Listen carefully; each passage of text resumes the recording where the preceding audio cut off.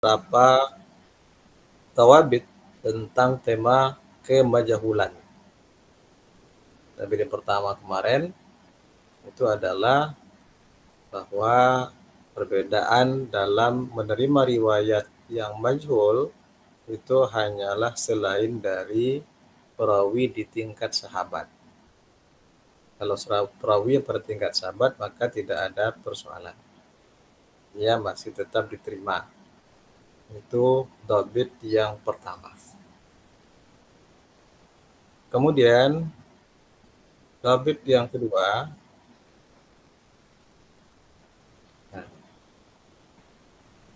bahwa periwayatan dari perawi yang majhul itu bertingkat-tingkat.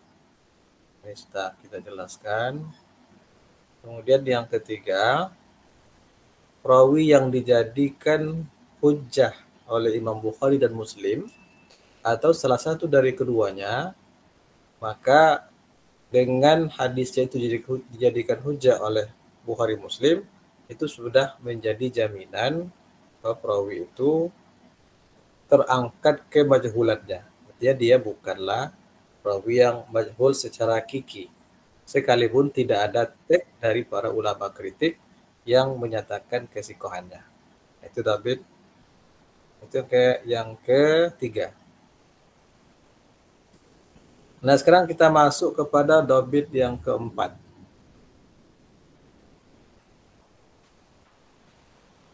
Nah, ini David yang keempat.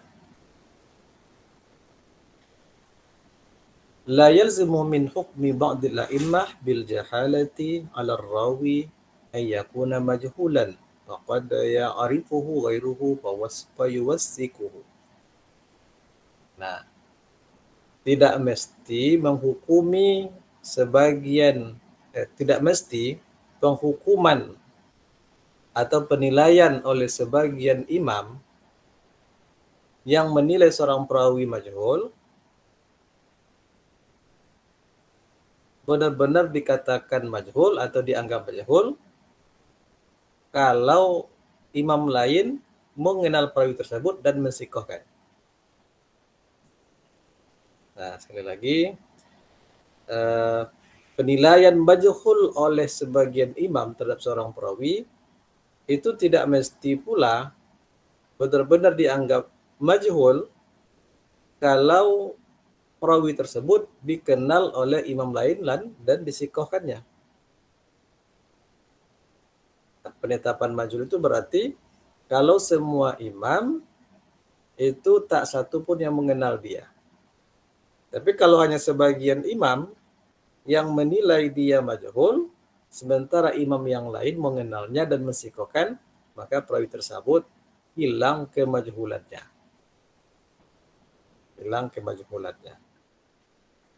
Jadi kalau ada yang menilai majhul, lihat dulu apakah yang lain juga menilai majhul atau tidak. Kalau yang lain menilai dengan penilaian sikoh, berarti hilang kemajhulannya. Contoh, ada seorang perawi namanya Abdullah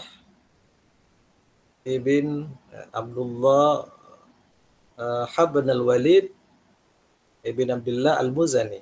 Itu disikohkan oleh Yahya bin Ma'in. Yahya bin Ma'in mensikohkan.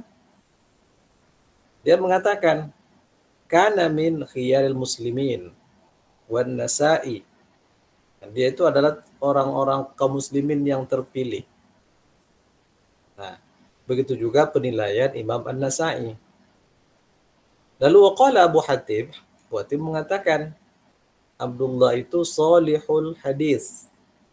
Salihul hadis, penilaian pada level yang kelima dari tingkatan lapas penilaian jarh ta'dil, penilaian ta'dil oleh Imam As-Sakhawi.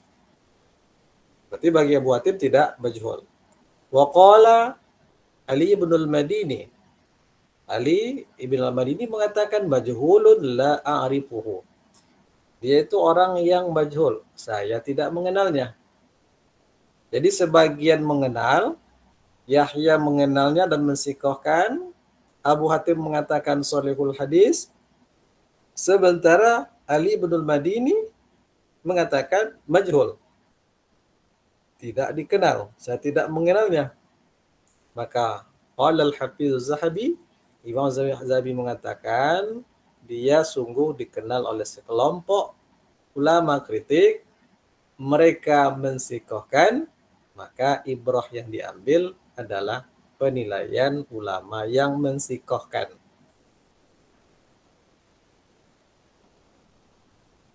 Paham ya?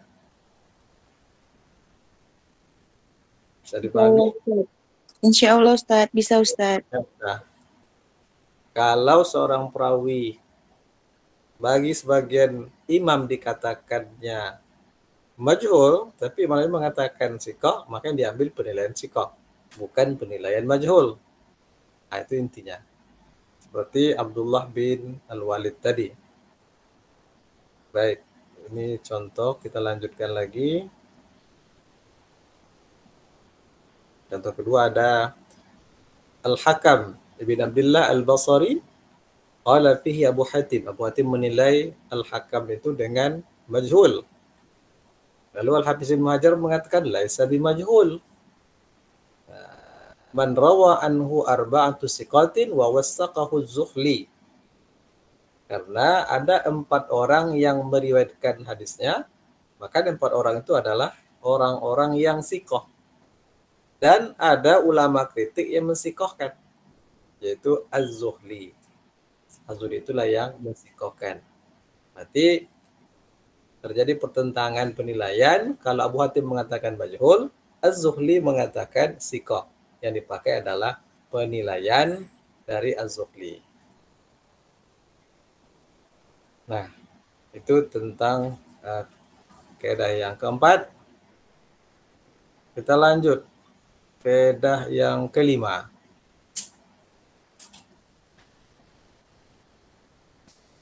Yang kelima, qad yaqa'u at-tajhilu min imamin fi haqqi a'immati masyhurin fala yadurruhum zalika syai'a. Kadang-kadang terjadi penilaian majhul dari seorang imam, ya, seorang imam menilai seorang perawi dengan majhul. Nah, jadi kadang-kadang terjadi penilaian majhul oleh seorang imam terhadap imam-imam yang lain yang sudah terkenal. Nah, ini kayaknya imamnya kurang gaul ini kalau begini. Nah, atau kurang jauh rihlahnya, atau kurang pengetahuannya. Seorang imam menilai seorang perawi itu majhul, padahal perawi yang dinilai majhul itu adalah imam yang sudah terkenal. Nah, itu juga terjadi. Kalau keadaan seperti itu, fala yadurruhum zalika syai'a. Ini sama sekali tidak mendatangkan penilaian buruk atau tidak memudaratkan sedikit pun.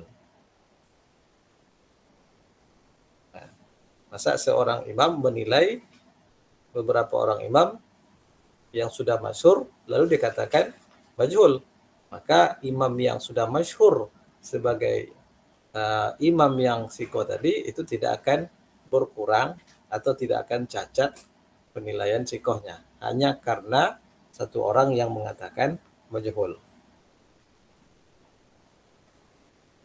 Baik, contoh Abu Muhammad Muhammad bin Hazm, dia berkata atau menilai Abi Isa At-Tirmizi, kemudian Ismail ibn Muhammad As-Saffar dengan majhul. Katakan majhul. Padahal Imam Tirmizi seorang imam. Begitu juga Ismail ibn Muhammad As-Saffar. Yang menilai majhul Muhammad bin Hazm. Maka waqad 'allaqa al-Hafiz Ibnu Katsir ala tajhil Ibn Hazm lit-Tirmizi bi anna jahalatahu lahu la tada'u min qadarihi inda ahli ilmi. Oleh karena itu, Ibnu Katsir menggantungkan penilaian majhul oleh Ibnu Hazm tadi terhadap At-Tirmizi. Jadi Ibnu Katsir menggantungkan, artinya tidak dia terima. Nah, digantungkan, ditangguhkan lah. Digantungkan penilaian Ibnu Hazm ini yang mengatakan Imam At-Tirmizi sebagai perawi yang majhul. Nah, maka bi anna jahalatahu lahu la tada'u min qadrihi in al-ilmi. Maka penilaian majhul oleh Ibnu Hazm terhadap Tirmizi itu sama sekali tidak menjatuhkan kemuliaan Imam At-Tirmizi di kalangan ahli ilmi. Imam At-Tirmizi karena sudah dia masyhur. Nah, jadi bagaimanapun Ibnu Hazm mengatakan At-Tirmizi majhul. Nah, itu tidak ada pengaruh. Tidak akan mempengaruhi kadar ketinggian atau kemuliaan dia di kalangan ahli ilmi. Bahkan yang terjadi sebaliknya. Bal wada'at min manzilat Ibnu Hazmin indal huffaz. Bahkan kedudukan Ibnu Hazm itu yang jatuh. Karena dia menilai majhul seorang imam yang sudah terkenal. Maka dia yang dianggap penilaiannya tidak diterima. Nah, jadi kedudukan dia itu jatuh di kalangan para huffaz. Masa seorang imam dikatakan tidak dikenal. Tapi itu terjadi. Itu dhabit yang kelima.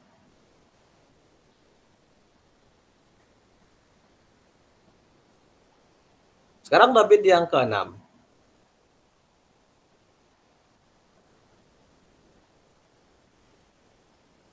Qala as-Sakhawi, qaulu Abi Hatim fil rajuli innahu majhul. As-Sakhawi mengatakan penilaian Abi Hatim terhadap seorang perawi dengan dia katakan innahu majhul, dia itu seorang yang majhul, la yuridu bihi annahu lam yarwi anhu siwa wahidin. Itu tidaklah dimaksudkan bahwa perawi itu hanya memiliki satu orang murid. Nah, masih ingat kalau seorang perawi tidak ada penilaian siqah, lalu muridnya hanya satu, itu majhul apa namanya? Majhul ain, Ustaz. Nah, majhul ain. Dia hanya memiliki satu orang murid.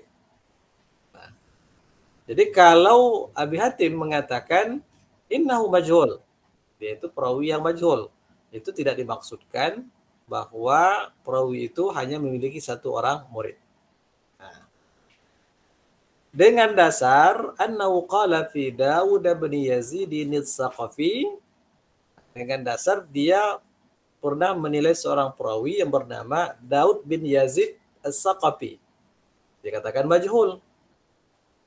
Nah, ma'a annahu qad rawa anhu jama'atun. Padahal jamaah yang meriwayatkan hadis daripada dia. Nah, sementara Abu Hatim mengatakan majhul, padahal yang meriwayatkan hadis darinya jamaah. Jadi bukanlah maksudnya orang yang muridnya hanya satu atau majhulul lain. Nah, oleh karena itu Imam Zahabi mengatakan hazal qaul yuwaddihu laka anna ar-rajula qad yakunu majhulan inda Abi Hatimin walau rawa anhu jama'atu siqat yakni annahu majhulul hal. Nah, jadi menurut menurut Abu Hatim, apa kata Az-Zahabi? Jadi dari perkataan Abu Hatim ini jelaslah bahwa seseorang yang kadang-kadang dinilai majhul menurut Abi Hatim. Abu Hatim menilai majhul walaupun yang meriwayatkan hadis darinya adalah sejumlah orang yang siqah. Yakni annahu majhulul hal. Itu artinya sama dengan majhul hal. Jadi kalau Abu Hatim mengatakan innahu majhul, itu artinya sama dengan majhulul hal. Itu.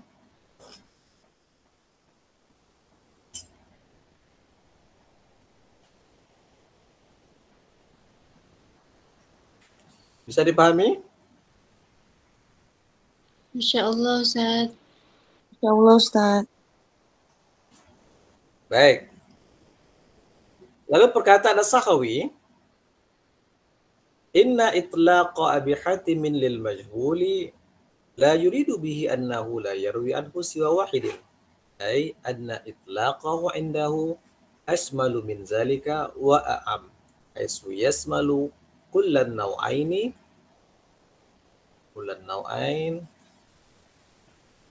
wa laysa maksuran bi majhulil ain. Ini kata As-Sakhawi.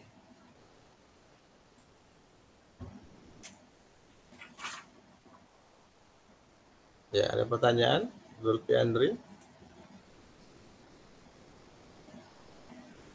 Angkat tangan ini.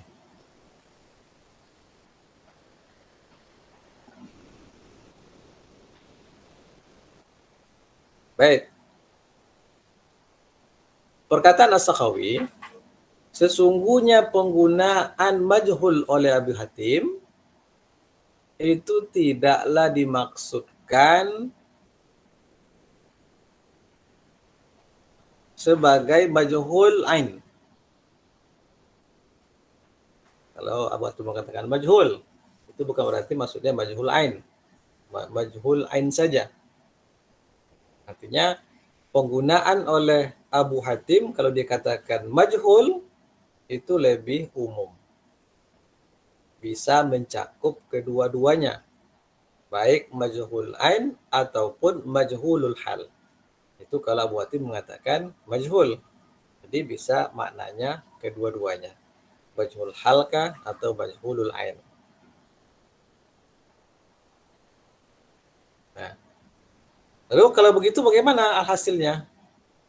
Nah, sehingga maksud dari perkataan Abu Hatim itu fulanun majhul, itu harus memperhatikan biografi perawi tersebut. Hal tafarrada biriwayati anhu rawin wahidun fayakunu majhulul ain aw rawanhu isnani fayakuna majhulul hal. Lihat biografinya dalam kitab-kitab rijal. Dalam biografi, dalam kitab rijal itu disebutkan siapa gurunya, siapa saja muridnya. Nah, maka kalau Abu Hatim mengatakan fulanun majhul, itu harus dilihat dalam kitab biografi perawi, apakah yang dia maksudkan itu adalah perawi yang majhul ain atau perawi yang majhul hal. Karena perkataan majhul itu mengandung kedua makna ini. Nah, itu. Itu dabit yang ke-6. Sekarang dabit yang ke-7.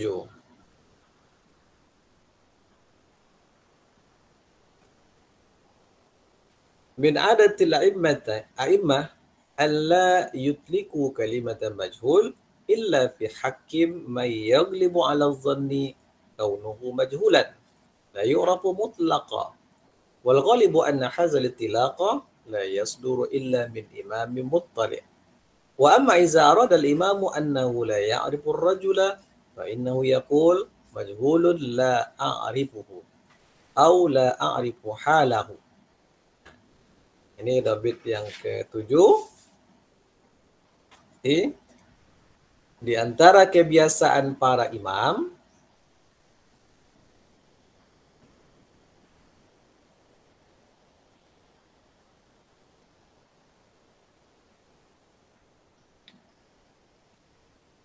mereka tidak mempergunakan kata-kata majhul itu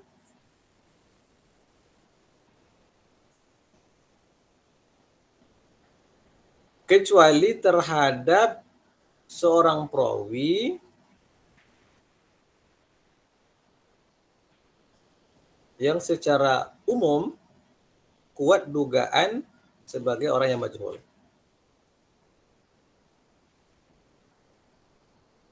Yang tidak dikenal secara mutlak. Kalau benar-benar tak dikenal baru dikatakan majhul. Itu penggunaan secara umum. Walaupun tadi ada pengecualian, nah, tapi secara umum, tadi kan kaidah yang keempat ya, bahwa Kalau seorang imam menilai seorang perawi dengan majhul, sementara imam yang lain mengatakan siqah, maka perawi itu tidak sebenarnya majhul secara hakiki. Hanya bagi imam yang mengatakan majhul saja dia majhul, bagi yang lain tidak. Yang dipegang tentu penilaian imam yang mengatakan siqah tadi. Nah, jadi penggunaan kata majhul di kalangan para imam itu biasanya hanya terhadap perawi yang benar-benar tidak dikenal secara mutlak. Wal ghalibu anna hadzal tilak la yasduru illa min imamin muttalib. Dan biasanya penggunaan istilah majhul itu hanya bersumber dari imam yang pakar, yang ahli. Kalau seorang imam yang ahli sudah mengatakan majhul, nah, itu berarti maksudnya secara umum atau secara mutlak perawi itu memang tidak dikenal. Itu maksudnya. Dan adapun kalau seorang imam menginginkan bahwa dia secara pribadi tidak mengenal perawi itu, maka dia akan katakan begini, majhulun la a'rifuhu. Dia adalah seorang yang majhul, saya tidak mengenalnya. Nah, yang seperti ini dia tidak menafikan kalau orang lain kenal. Hanya saja dia tidak mengenalnya. Maka dikatakan majhulun la a'rifuhu. Si fulan majhul, saya tak mengenalnya. Yang lain mungkin mengenal. Ini kan sangat objektif. Nah, kalau memang dikatakan majhul dengan bahasa yang pasti, itu artinya semua imam secara mutlak memang tidak mengenal.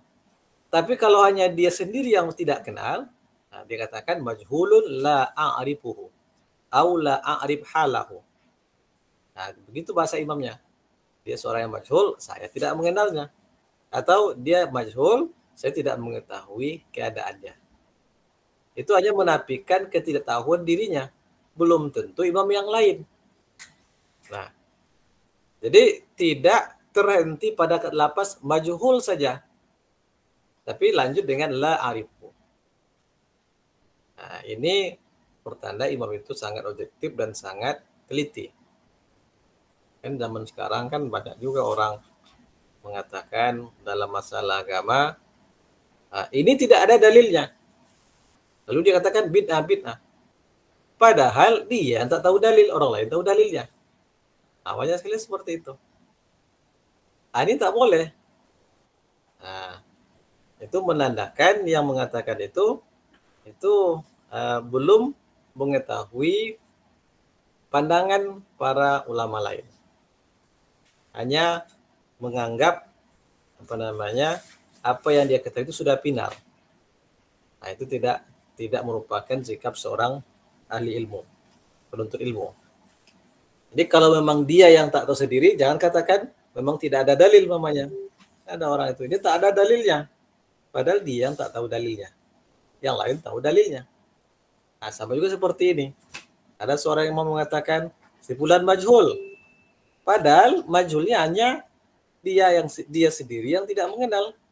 Yang lain kenal. Nah, kalau seperti itu keadaannya, seharusnya dikatakan majhulun la a'rifuhu. Si fulan itu majhul, saya tak kenal. Mungkin yang lain kenal. Itu namanya fair. Dia objektif.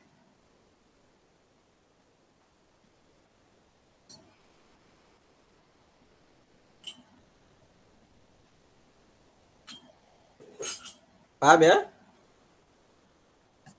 Insyaallah Ustaz. Baik. Dhabit yang ke-8. Nah, ini berhabis nih, alhamdulillah. Dhabit yang ke-8, jami'u man dhu'ifa minan nisa innama dhu'ifna lil jahalah.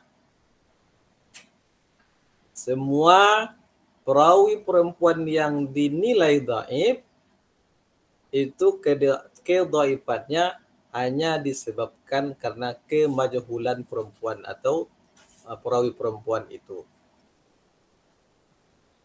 Sekali lagi, semua perawi perempuan yang dinilai dhaif itu semuanya disebabkan karena perempuan itu adalah perawi yang majhul. Bukan karena benar-benar tidak dikenal. Bukan benar-benar karena dia dhaif, tapi karena dia memang majhul. Maklumlah, yang perempuan kan tentu lebih banyak di rumah. Karena pada masa periwayatan hadis dulu, tentu kaum perempuan tidak belajar seperti perempuan sekarang.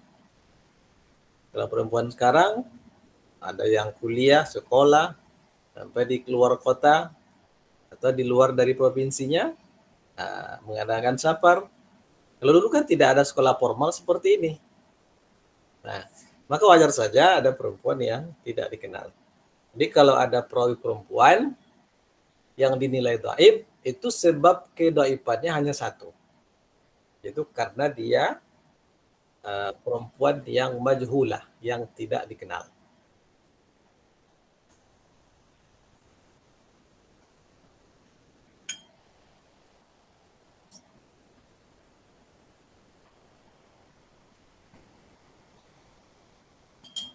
Qala al-Hafiz Az-Zahabi, Al-Hafiz Imam Az-Zahabi mengatakan, ma'alimtu fin nisa'i manittuhimat wala man tarakuha. Ini kata Imam Az-Zahabi. Dia katakan, saya tidak mengetahui ada perawi perempuan yang tertuduh pendusta. Nah, kata Imam Az-Zahabi tak ada. Artinya saya tidak pernah tahu kalau ada perempuan yang at-tuhmah, utuhimat, perempuan yang tertuduh sebagai pendusta, tak ada. Wala man tarakuha, dan tidak pula aku mengetahui kalau ada perempuan yang ditinggalkan oleh para imam. Para imam meninggalkan hadis-hadisnya. Kalau dikatakan taraku, itu berarti perawinya matruk. Perawi yang matruk itu sampai pada level penilaian jarah yang ke-6 atau yang kelima atau yang ke-6. Penilaian jarah menurut Imam As-Sakhawi itu terbagi 6. Nah, penilaian jarah yang paling parah itu adalah penilaian jarah dengan diungkapkan dengan isim tabdil. Namanya akzabun nas, manusia yang paling pembohong. Nah, perawinya matruk, ditinggalkan karena dia pembohong. Atau lebih ringan sedikit, dia adalah at-tuhma bil kizbi, orang yang tertuduh sebagai pendusta. Itu juga hadisnya juga ditinggalkan, matruk. Nah, kata Imam Az-Zahabi, saya tidak pernah mengetahui ada perempuan yang tertuduh sebagai pendusta atau perawi yang ditinggalkan karena dusta. Tidak ada. Jadi semua perawi perempuan yang dinilai dhaif itu sebabnya karena perempuan itu adalah majhulah, tidak dikenal. Baik, bisa dipahami? Insya Allah bisa Ustaz. Insyaallah bisa Ustaz. Baik, ada 2 dhabit lagi. Dhabit yang ke-9. La yu'tabaru suqutul Bukhari wa Ibn Abi Hatim an tawsiqir rawi wa tad'ifihi tawsiqan lahu wa la jarhan fihi. Nah, dhabit yang ke-9, diamnya Imam Bukhari dan Ibnu Abi Hatim dari menilai seorang perawi baik sebagai sikoh ataupun dhaif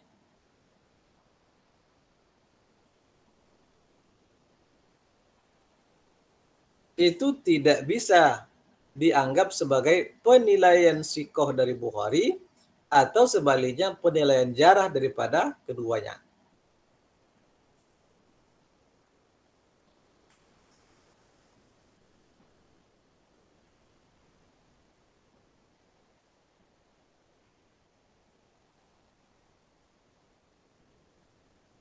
Jadi kalau Imam Al-Bukhari mendiamkan atau tidak menilai seorang perawi dengan sikoh, juga tidak mendhaifkan, itu tidak bisa diartikan diamnya kedua imam ini bahwa keduanya menilai perawi itu sebagai perawi yang sikoh, atau sebaliknya tidak bisa dikatakan dia menilai perawi itu sebagai kena jarah. Tidak bisa. Nah, bagaimana penjelasannya? Qaulul Hafiz Ibnu Hajar di kalamihi an Yazid bin Abdullah bin Mughaffal. Berkata Ibnu Hajar tentang penilaiannya terhadap Yazid bin Abdullah bin Mughaffal. Kata dia, qad zakarahul Bukhari fi tarikhihi. Imam Bukhari sungguh menyebutkan dia di dalam kitab tarikhnya. Siapa itu? Yazid bin Abdullah bin Mughaffal. Jadi Imam Bukhari menyebut Yazid ini dalam kitab atau memasukkan dia biografinya dalam kitab tarikhnya. Fasammahu Yazid, dia beri nama dengan Yazid. Walam yazkur fihi huwa. Tapi dia tidak menyebutkan penilaiannya atau tidak menyebutkan siapa orangnya ini. Bagaimana penilaiannya, siapa guru-gurunya, siapa murid-muridnya, tidak disebut. Hanya menyebutkan namanya Yazid saja. Dan tidak ada penilaian oleh Imam Al-Bukhari. Begitu juga oleh Ibnu Abi Hatim. Nah, masih ada yang mau masuk ini.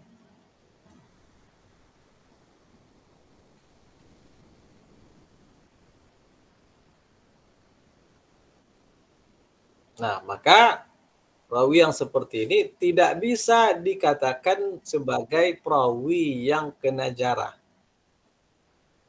Jadi Abu Hatim, Al-Bukhari mendiamkan perawi ini, maka dengan diamnya ulama dua ini tidak bisa dikatakan perawi itu kena jarah. Tapi yang bisa dikatakan fahuwa masturun. Apa kemarin mastur? Ada yang ingat? Mastur? Majhul Ya? Majhul hal, Ustaz. Baik. Sama dengan majhulul hal. Perawi yang tidak dikenal tapi memiliki murid lebih dari satu. Dua atau lebih, tapi tidak ada penilaian sikoh untuk dirinya. Nah, itu penjelasan pertama.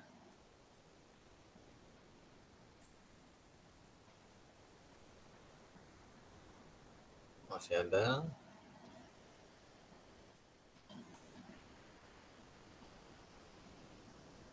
Qaul Ibnu Abi Hatim fi bayani manhaji fi kitabihil Jarh wa Ta'dil.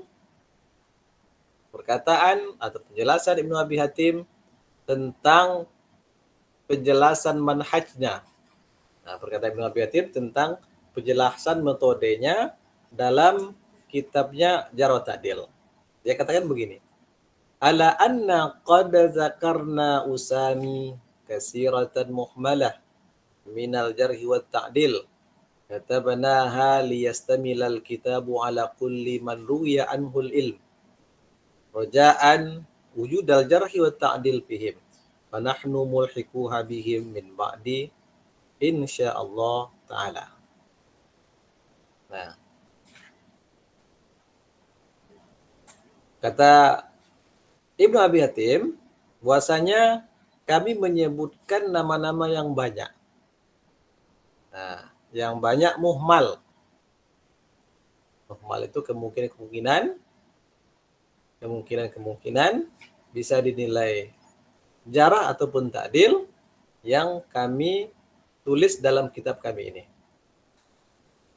Tujuannya apa? Liyastamilal kitabu ala kulli man rawa anhul ilm. Tujuannya supaya kitab ini mengandung setiap perawi yang diriwayatkan hadis darinya. Artinya semua perawi itu ada namanya dalam kitab kami ini walaupun perawi tersebut tidak ada penilaian jarah dan ta'dilnya. Tapi ingin menyampaikan inilah perawi itu. Nah, ini tujuannya. Nah, dengan harapan mudah-mudahan ada nanti penilaian jarh dan ta'dil dari orang lain. Apa nahnu mulhiquha bihim min ba'd, sehingga kami pun bisa menyematkan pelid itu terhadap mereka, insyaallah.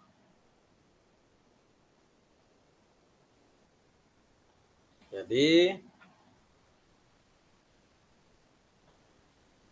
yang kedua ini itu pernyataan Ibnu Abi Hatim bahwa dalam kitab Jarh tadi itu banyak memang nama-nama perawi yang tidak dijelaskan penilaian jarh dan ta'dilnya.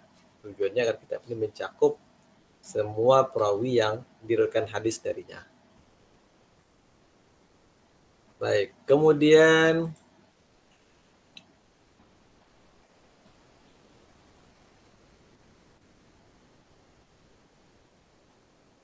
Dabit yang terakhir. Jahalatu ta'yin ayaqul rawi haddatsani fulan atau fulan wa yusammiha fa in kana siqataini fal hujjatu qa'imatun bizalik wa juhilat halu ahadihima ma at-tasrihi bi ismihi aw ubhima fala hujjata bizalik lihtimali an yakuna al-mukhbiru huwal majhul.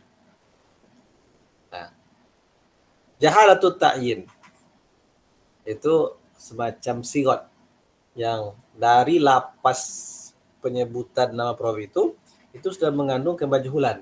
Namanya begini, haddatsani fulanun, si fulan telah menceritakan kepadaku, lalu dia sebutkan namanya. Nah, lalu fa in kana siqataini fal hujjatu qa'imatum bizalik. Kalau si fulan tadi yang sebutkan namanya itu bisa dilacak dalam kitab-kitab rijal, ternyata dia perawi yang siqah, maka dia dijadikan hujjah. Tapi kalau tetap atas kemajhulannya, maka tidak bisa dijadikan hujjah.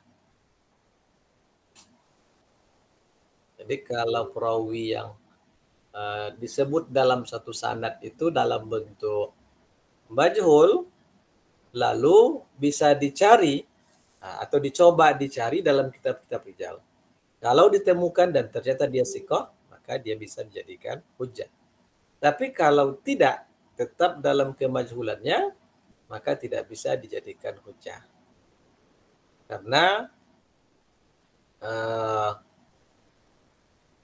ada kemungkinan orang yang mukhbir itu adalah orang yang mutlak majhul. Mukhbir itu orang yang berarti orang yang mengatakan pun juga tidak jelas. Padahal lapasnya dengan ta'yin. Artinya di sini kaidah yang ke-10 ini seorang perawi itu harus bisa dibuktikan. Kalau dia memang siqah, ada bukti dari kitab-kitab terjemah atau biografi, maka hadisnya bisa dijadikan hujjah. Tapi kalau memang tetap atas kemajhulannya, maka tidak bisa dijadikan hujjah. Nah, itulah 10 dawabit. 10 dawabit tentang masalah kemajhulan. Nah, itu. Baik, sampai di situ ada pertanyaan?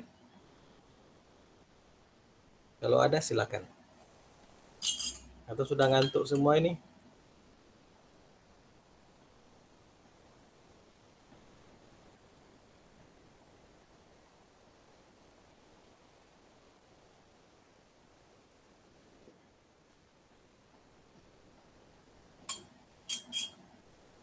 Fatur Rahman, silakan.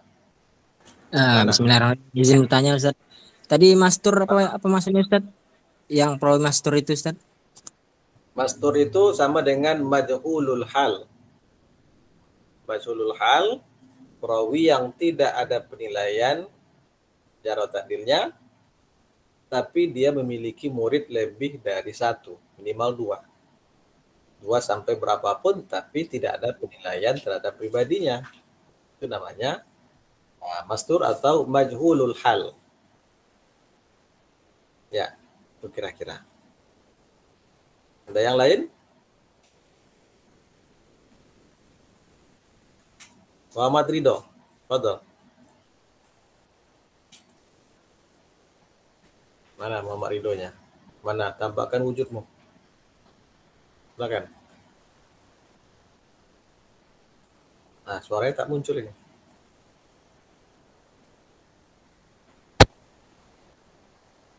Ya, silakan. Gimana? Itu Ustaz. Dabit yang keenam itu menceritakan tentang apa Ustaz? Dabit yang keenam, kita lihat kembali.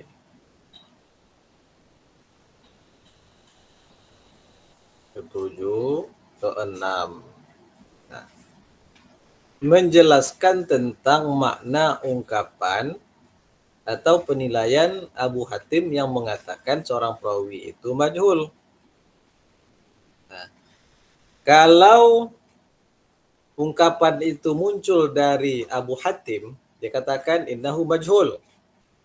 Itu maksudnya bisa dua kemungkinan. Mungkin majhul ain, mungkin juga majhulul hal. Nah, itu kalau perkataan itu dikatakan oleh Abi Hatim. Abi Hatim Ar-Razi. Nah, tapi kalau yang lain, nah, itu mungkin bisa dalam satu makna, majhul ain saja atau majhul hal saja. Nah, di situ bedanya. Kira-kira begitu. Itu Ustaz. Terima kasih. Ya. Ada lagi? Memang untuk memahami ini kalau kita membiasakan diri mentakid hadis, mengenal biografi dan berusaha mengikuti penilaian ulama terhadap seorang perawi, nah baru itu akan lebih paham. Jadi ini rambu-rambu, dabit-dabit atau keedah-keedah untuk memahami penilaian para ulama terhadap perawi hadis. Nah, itu kira-kira. Baik, kalau tidak ada, kita cukupkan sampai di sini dan kita tutup dengan hamdalah. Alhamdulillah. Alhamdulillahirobbilalamin.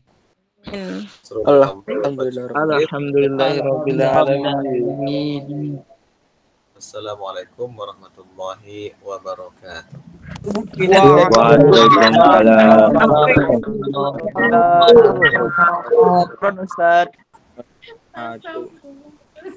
Syukron katsiran.